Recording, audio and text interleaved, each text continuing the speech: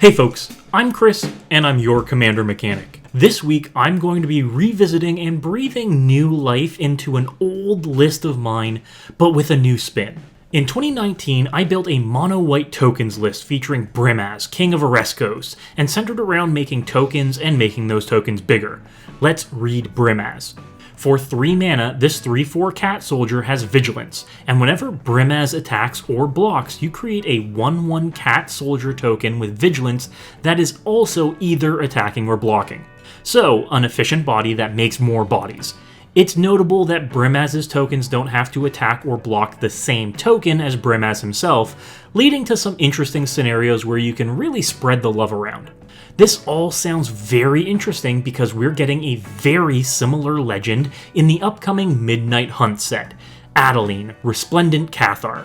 Let's read Adeline.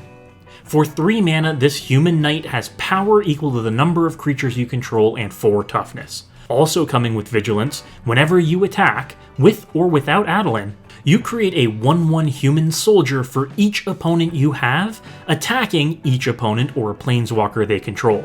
You can see why my interest was piqued. Brimaz and Adeline cost the same, have near the same abilities, and make tokens. Adeline, however, makes many more tokens, and is a much more formidable attacker on her own.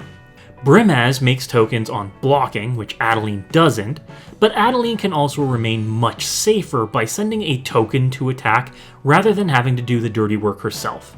Additionally, the human creature type is becoming more relevant than either cat or soldier, all very notable distinctions. With this in mind, I wanted to revisit a 3-year-old deck list and apply some new learnings to it, as well as pivot it to care about humans and a wider volume of tokens.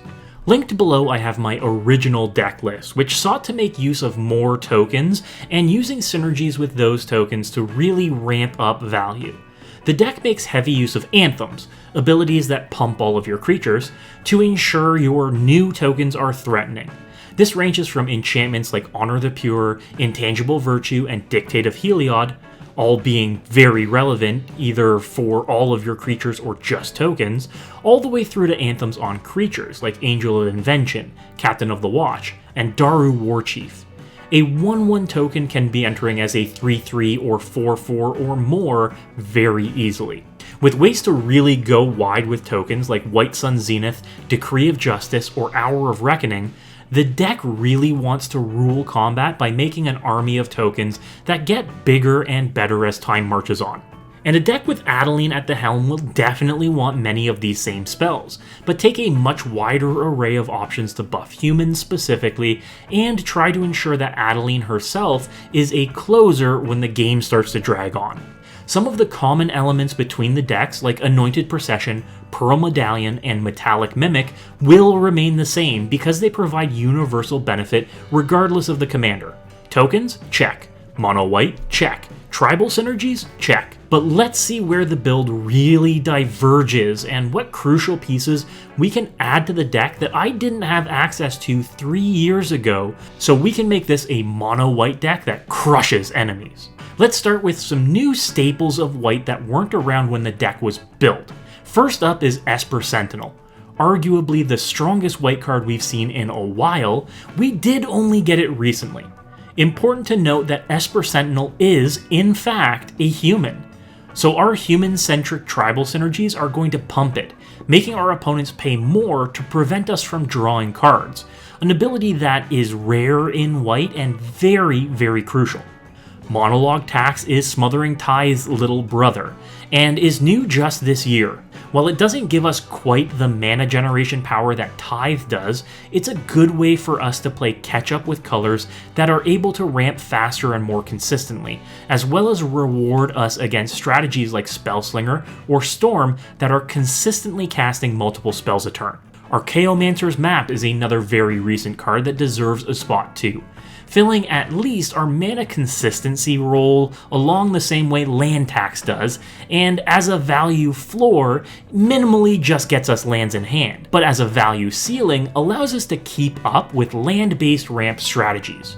Believe it or not, we also didn't have Teferi's Protection or Flawless Maneuver when the deck was built originally.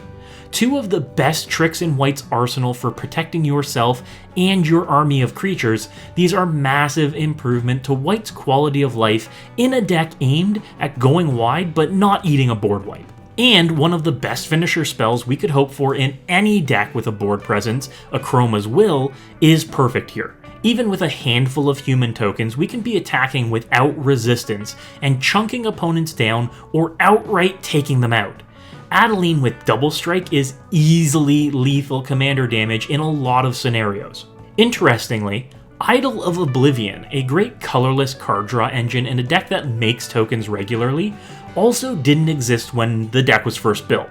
But being that card draw is a weakness in White, it seems like an easy include now that we have a commander that can safely make tokens and draw us additional cards each turn. Having a commander with a high attack power attack safer is a great strategy to end games. Adeline is minimum of 4/4 when attacking if you have no other creatures out. So equipment like Commander's Plate, Maul of the Skyclaves, or any of the Sword of X and Y series could make your clock to victory that much faster while also protecting your token creation engine. Commander's Plate and Maul of the Skyclaves didn't exist when this deck was first built, and several of the new swords could be added here to great effect. Lastly, and controversially, we have Rick Steadfast Leader, which didn't exist before this deck was created. I know many don't agree with the Walking Dead cards existing at all, let alone being included in decks, but Rick is a big anthem on a body, granting 2 abilities and +2/+2 on the first attack from Adeline. If you can stomach the card at all, or have a copy available, it really seems like an easy include. The major overhaul on the deck needs to be with any of the specific cat or soldier synergies. We can't include Field Marshal or Captain of the Watch in a deck where we aren't planning on making non-humans. So then, what are we including instead? Well, my first reaction is to include creatures that get bigger when humans enter the battlefield. Champion of the Parish and Thalia's Lieutenant both spring to mind immediately, as they'll grow by +3/+3 on each attack with Adeline in play. In 2 turns, either of these are a 7/7, and that's a threat and a clock for your opponents. Call the Coppercoats is a great spell that can help you catch up with opponents that are going wide as well, and in a deck like this, the 1/1s you make can easily be 3/3s or 4/4s on the attack. It's a great way to get a surprise army. Mangara the Diplomat, again new since the deck's original creation, is a simple include that may not make your army stronger, but as a card draw engine can easily keep you up with other decks and keep your hand full. With the new pivot to humans, we would also be right at home adding in creatures known as Soul Sisters, Soul's Attendant, Soul Warden, and Auriok Champion.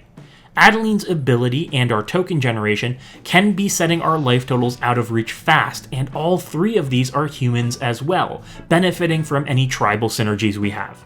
There are 2 new cards from Midnight Hunt I'd include as well, the first being Intrepid Adversary.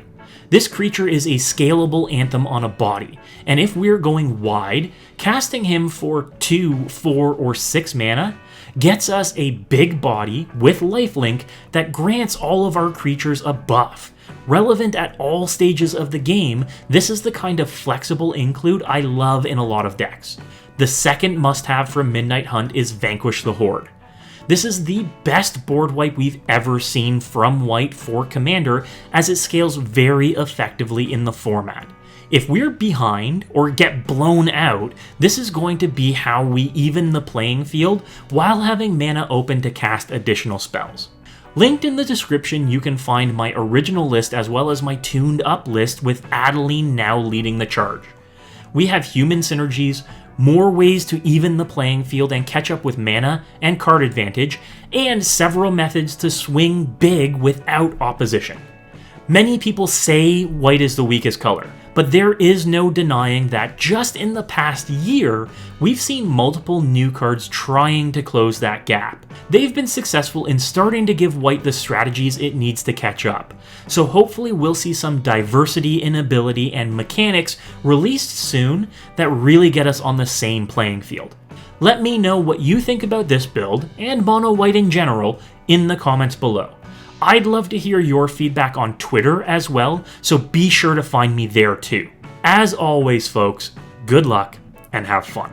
As always, a huge thanks to our patrons. We could not do this without you. A special shout out to our Lodestone Golems: Ben Frayne, Sterling Langford, Will Briggs, Ben Davis, David Norrie, Corey Whitaker, Snipes, Cameron Scott, and John McManus. And our Metalwork Colossi: Charles Owen, Matthew Chandler, Pulsating Kiwi, Wyatt M., Timothy Conan, Matt Oakes, Stephen Dunn, Jeremiah Lewis, Wellsford Ranger, and Joshua Jackson. Thank you, everyone. You are all awesome.